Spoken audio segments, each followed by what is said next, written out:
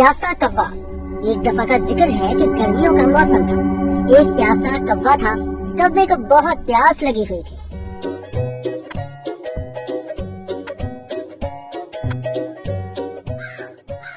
हाय, थोड़ा पानी मिल जाए तो अच्छा रहेगा। वो पानी की तलाश में इधर उधर उड़ रहा था, मगर उसको कहीं भी पानी न मिला।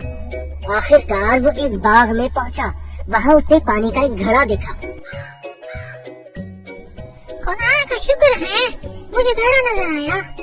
कौवा बहुत खुश हुआ। कौवा घड़े के पास आया और देखा घड़े में पानी बहुत कम था। वो उसे पी नहीं सकता था। कौवा बहुत परेशान हुआ और सोचने लगा, अब मैं क्या करूं? अचानक उसको एक तरकीब सूझी।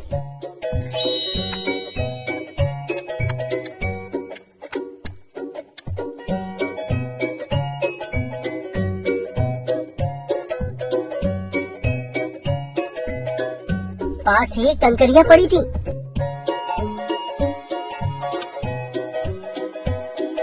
उसने एक एक करके कंकरियों को घड़े में डाला और इस तरह पानी ऊपर आ गया। कौवे ने पानी पिया और उड़ गया। नतीजा